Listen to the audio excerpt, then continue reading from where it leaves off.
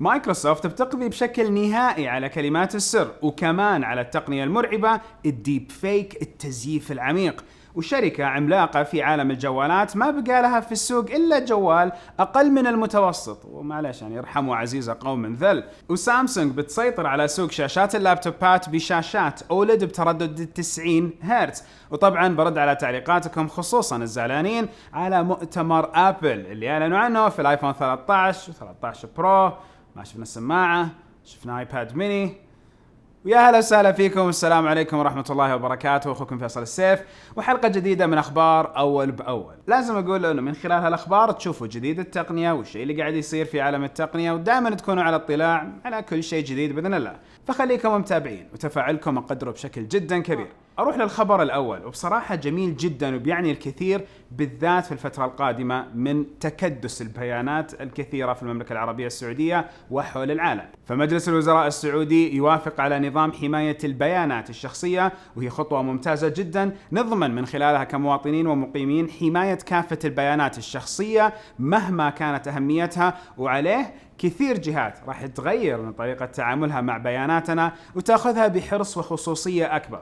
في السابق ما كان في نظام، فكان في نوعا ما أخذ وعطاء واستبدال بيانات ومشاركة وتسويق أكثر، والأمر الجديد حيعني أمان علينا ولنا أكثر بإذن الله. هالنظام ودكم فيه، عندكم في بلدانكم مطبق؟ عطوني خبر في نفس التعليقات. بذكركم تتابعون ملخص مؤتمر ابل اللي اعلنت فيه ابل عن الايفون 13 وكامل عيلته، الساعة 7، الايباد 9 والايباد ميني الجديد. طبعا اعتقد اشاعات الايفون طلعت صحيحة باستثناء موضوع البصمة اللي تحت الشاشة، وكثير من الاشياء الاخرى زي انه حيكون في تغيير من ناحية شكل الساعة، حيكون في بصمة في الساعة، حيكون في سماعات جديدة بنسختها الثالثة.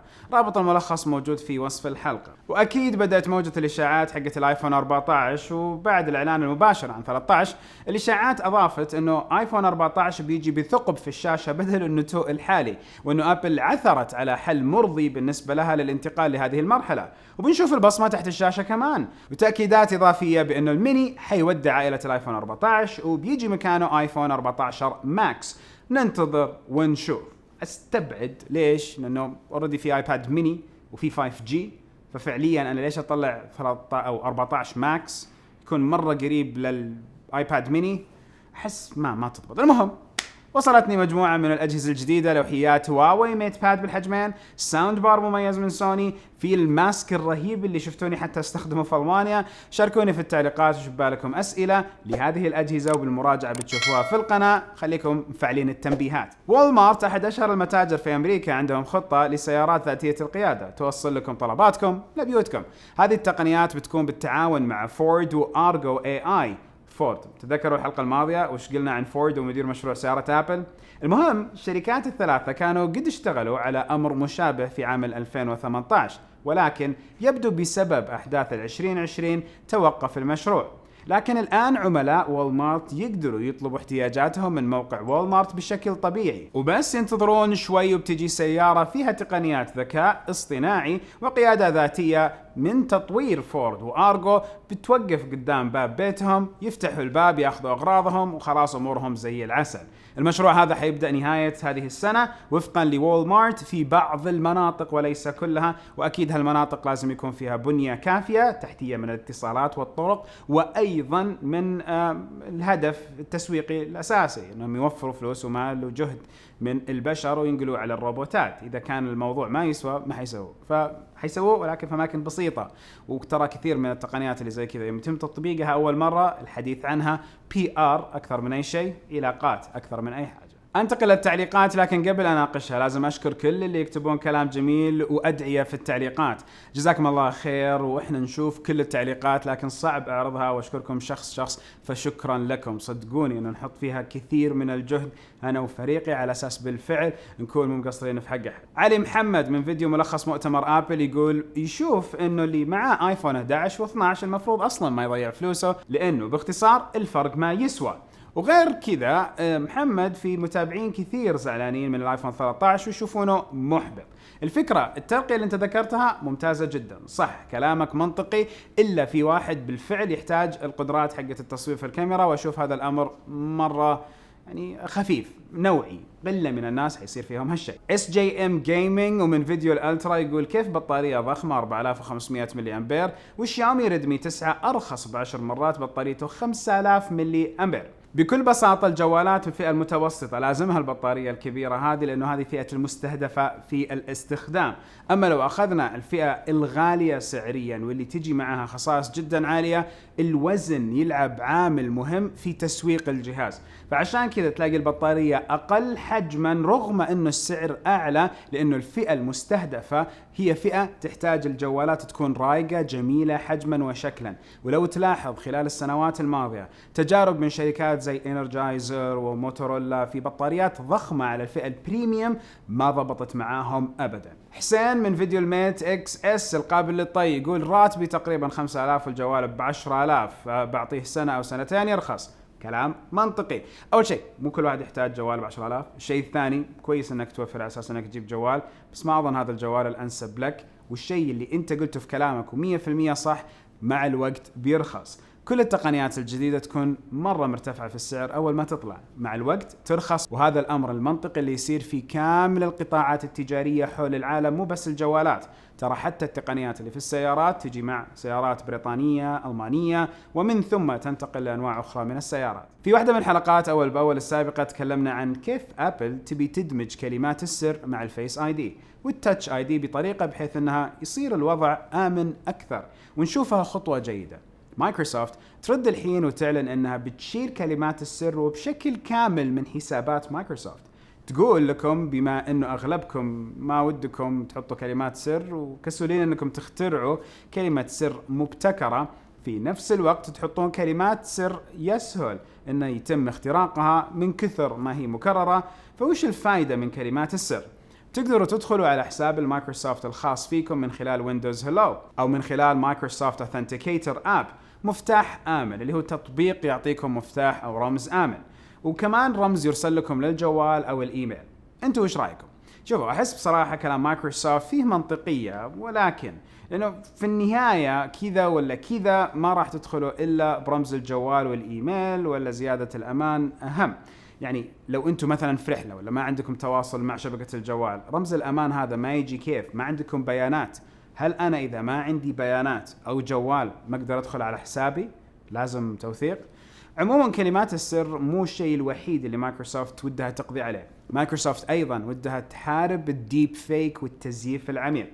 يعني مثلا أنكم تشوفوا واحد من أعز أصدقائكم اللي توفى أو اللي مو موجود أو اللي موجود على هالكرة الأرضية يتكلم عليكم بالسوء وكأنه أمس شايفكم وقاعد يعطي بلاوي ما هي بحقيقية أبدا عن طريق التزييف العميق اللي هو الديب فيك. نعرف خطر التزييف العميق وبالفعل الضرر النفسي وأيضا المجتمعي اللي يجي من خلاله. المستقبل يجي معاه قلق جدا كبير للحكومات قبل الأفراد بسبب تقنية الديب فيك اللي هو التزييف العميق. مسألة تزييف الحقائق، خداع الناس، تجيش الحشود وغيرها من الأمور. فكيف بتحاربها مايكروسوفت؟ مايكروسوفت أعلنوا عن برنامج اسمه ترو بيك، ومن خلال جمع البرنامج لبيانات عديدة حيقدروا يكشفوا التزييف العميق في الصورة أو في الفيديوهات وبشكل سريع. وتم اختباره على 150 دولة حول العالم وأدى نتائج ممتازة.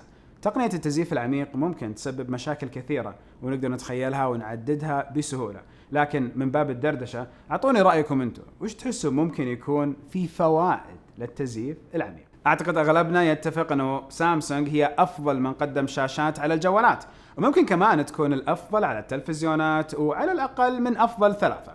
قريبا بنشوف في الأسواق لابتوبات بشاشة 14 إنش أوليد وتردد 90 هرتز. سامسونج بدأت بإنتاج هذه الشاشات بشكل ضخم للجميع، وبنشوفها على لابتوبات عدة. سامسونج كمان وبكل صراحة قالت إنها سوت هذه الخطوة وبتقود السوق في شاشات اللابتوبات زي ما سوت بشاشات الجوالات وغيرها من الأسواق، وأعتقد ما حد يختلف إنه بالفعل يقدروا يسووا هذا الموضوع. بالنسبة اللي يقولون إنه في شركات قدمت شاشات أوليد وأعلنت عن وصول شاشات أوليد للابتوباتهم قريبا، أوكي كلام صحيح، بس أغلبها تصنيع سامسونج يا جماعة. فأول شاشة 14 إنش أوليد من سامسونج حنشوفها على أجهزة ايسوس. تعليقات زعلانة جدا ليش ذكرت أسعار أجهزة آبل بالدرهم ومو بالريال. أوكي ما أتوقع الموضوع مرة يزعل، ولكن عشان أوضح لكم بكل أمانة، التصريحات الصحفية حقت شركة آبل تجينا من آبل اللي موجودة في الإمارات، فالتصريحات تكون بالدرهم. فبالتأكيد كل سنة لازم أعطي هذا العذر، ومن حقكم أنه أذكركم كل سنة بهذا العذر. لما يجيني التصريح من الإمارات ما حقدر أحول الفلوس أو أقول هذه القيمة الموازية بالريال، أنا أذكر السعر الرسمي. نفس تعاملي مع الدولار، لما يكون على الشاشة موجود من الشركة وتقول أنه سعر الجهاز $200، لازم أذكر $200. طيب ليش ما قلت ريال؟ لأنه نفس الفكرة، التصريح جاي من جهة رسمية، فأنا مو أحول. لو حولت أقول تقريبا كذا، بس مع جهاز جديد أكيد أحاول أجيب لكم الشيء الرسمي اللي جاني من نفس المصدر الأول. بنفس وقت مؤتمر أبل كان في مؤتمرات كثيرة صايرة في نفس اليوم، ومن حقكم تشوفوا التغطيات، وصارت التغطيات على تويتر بشكل كامل. ولكن البث المباشر من الأشياء اللي خلال 12 سنة الماضية لقينا تركيز أفضل في تطبيقه على نفس مؤتمر أبل، اللي ما حد قاعد يغطيه بشكل مباشر باللغة العربية بشكل واضح ومستمر. وهذه الاستدامة اللي أعطيتكم إياها من يوم ما حتى كنت قاعد أحضر معهم المؤتمرات. وبالتأكيد دائما على مختلف المنصات حتلاقوا المعلومات عن كل شيء جديد قاعد يطلع. خبر بقوله لكم على السريع، بس اعتبره شوي خبر محزن. HTC الشركة اللي قدمت الكثير في السوق، ويوم من الأيام كانت تنافس سامسونج راس براس، سواء ضد الفئة حقة الاس أو النوت. الزبدة أنه HTC أعلنوا عن جوال متوسط، لا ويمكن يصنف حتى أقل من الفئة الابتدائية، فئة الدخول. طبعا أتكلم كحجم شركة مثل HTC. اليوم HTC تعلن عن جوال الرامات فيه 2 جيجا بس، شاشة بكثافة بكسلات 240 بكسل للإنش، لا وفيها جبهة وذقن، يعني فيها حواف سوداء كثير. وحتى مسمين الجهاز الوايلد فاير. كان في يوم من الأيام يكون من فئات متوسطة ممتازة ولها شعبية، لكن اللي نشوفه اليوم كأنه جوال اختباري أو نسخة خاصة للذكريات، مثل ما تسوي نوكيا أحيان كل سنة لما ترجع جوال قديم بس مواصفات بسيطة بهدف تسويقي أكثر من أي شيء ثاني. HTC كانت تبي تسوي مثل نوكيا وبلاك بيري وتمنح اسمها لشركة أخرى تقوم هي بتصنيع كل الهواتف وتدير الأمور، لكن للأسف حتى هذا اليوم واضح أنه ما في أحد مهتم. محزن انه هذا جالس يصير لواحدة من اعرق الشركات في الصناعة، وكانت هي اللي تصنع افضل هواتف الاندرويد واكيد افضل الجوالات. سؤال الحين بختم فيه واناقش الامر معاكم في الحلقة الجاية. لو تكلمنا بدون تعصب، مين الشركة القوية اللي موجودة اليوم وتتوقعون بعد 5-8 سنوات حتكون اختفت تماما من سوق الجوالات الذكية؟